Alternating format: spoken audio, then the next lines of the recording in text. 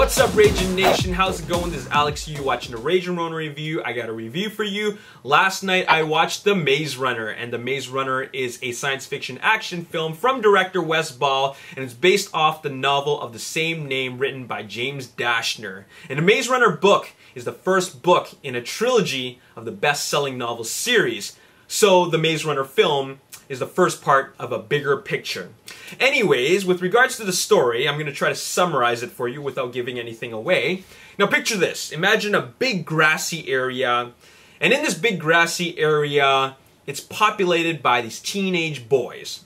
And they live there. They've been living there for 3 years. They don't know why they're there. They're just mysteriously there.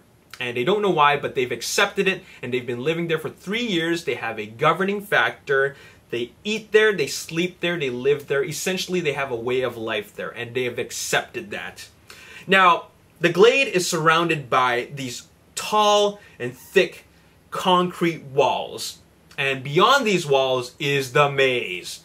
And there are entrances to the maze, and what the population knows is that, or rather believes, is that beyond these maze walls, these concrete walls, is a way out. But you need to send somebody out there to find the way out, and that's why they have runners, or maze runners. And these maze runners have to be really, really fast. The main reason why is because once it gets dark, then the grievers start coming out. Now, the grievers are these monsters that kill the runners. And that's what the population is afraid of. So they have to be able to go in there, run as fast as they can, look for a way out, scout, and try to memorize their tracks so that they can kind of map out the entire maze and get out before it gets dark. And that's why runners are who they are. They're fast, they have good memory, and they're good at tracking. Okay? So, in a nutshell, this is the story. Now here's where it gets interesting. Thomas arrives. Thomas is the main lead in the movie, and he mysteriously arrives, and he doesn't accept this way of life. He's wondering, like, why the heck am I here? What is this? Why is everything like this? Okay, and he doesn't know why. He can't remember anything, but he himself is interested in becoming a maze runner because he wants to get out of there. He wants to go beyond these walls and try to run and evade from these grievers and try to get out as far as they can, thus escaping. And he doesn't just want to escape, he wants to bring everybody else along with them. Okay?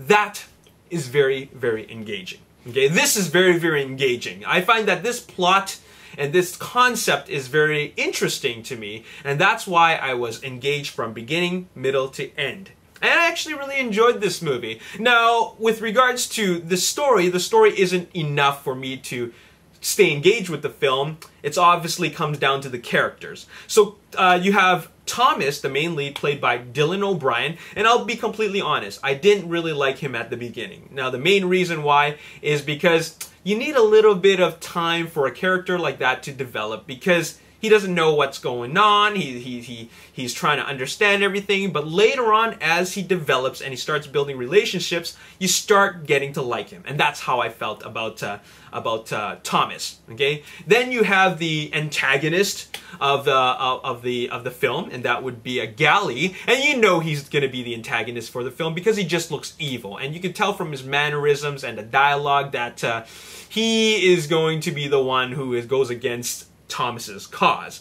So, you know what, I'll also be completely honest about his character. I liked him at the beginning, but throughout the middle, I just felt that, man, this is a really weak antagonist. Like, his character really doesn't serve a whole lot of any purpose in the movie. Like, he's just slowing the whole Thomas's cause down, but we need the movie to progress. And, you know, the way he tries to slow him down is pretty pathetic. So, I felt that his character is pretty weak, but then we kind of know why he needs to be there once we get near the end of the movie. Because, you know, I'm not going to give anything away, but of course you have the cliche thing where one character says that, hey, we like the way things are. Suddenly you arrive, and by you I am referring to the main lead character Thomas. Suddenly you arrive and you're changing our way of life? No, forget it, screw you. You know what I'm saying? So that's the conflict that's going on. But at the end of the day, Thomas wants to escape along and bring along the population with them, okay? But Gally doesn't want any of that. So there lies the inner conflict. And then you have the main, not the main characters, but the supporting characters, which are actually some very strong and well-written supporting characters. For example, Min-ho, played by Ki-hong Lee.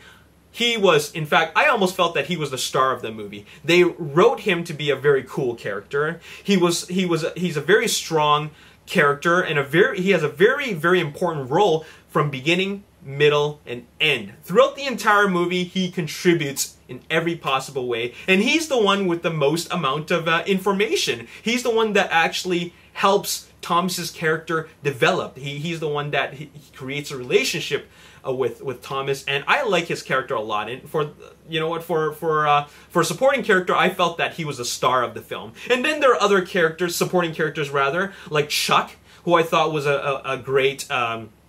Who developed a good relationship with Thomas, played by Blake Cooper, as well as Newt, played by Thomas Brody Sangster. I actually really liked his character.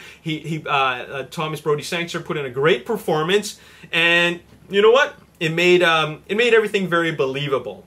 With the exception of a few weak characters, like Gally is just a weak antagonist, and then the addition of Teresa, played by Kaya Scodelario, she was weak. Okay, she was totally weak. I know why they had to put her in there, because to develop mystery, but that's all she really did. After they introduced her and then she started really making the plot a little bit more interesting and developing a lot more, she really doesn't serve a whole lot of purpose after that. But you know what? This is a movie where they get to cheat, okay? Because this is only the first part of a bigger picture. Now, this movie, even though it's the first part of a bigger picture, it still is structured very well. You got a beginning, middle, and end. They establish the plot. You have a conflict, and then you have a climax in the third act of the film. So, you know, it's very, very progressive.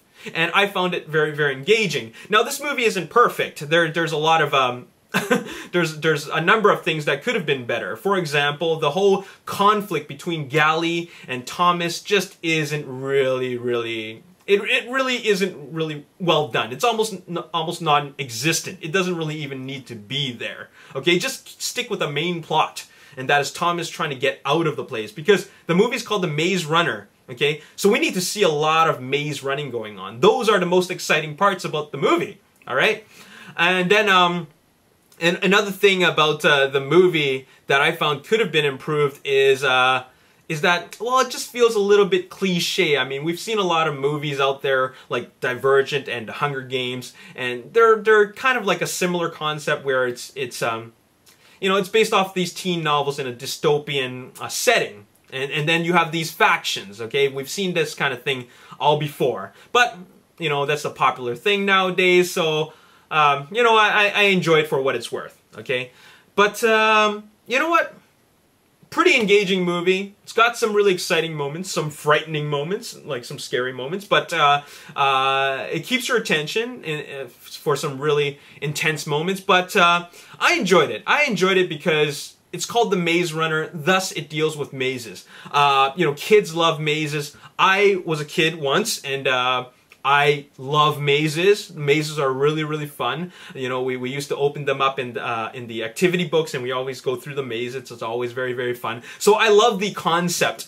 But there's a bigger picture, there's a bigger mystery, and there's a lot more to the story, which we'll find out next year when they have the Maze Runner, the Scorch Trials, I believe that's what it's called, for the second installment. So yeah, so there you have it. That's all I really got to say about this movie. I really enjoyed it, and I'm going to give this movie a 7.5 out of 10.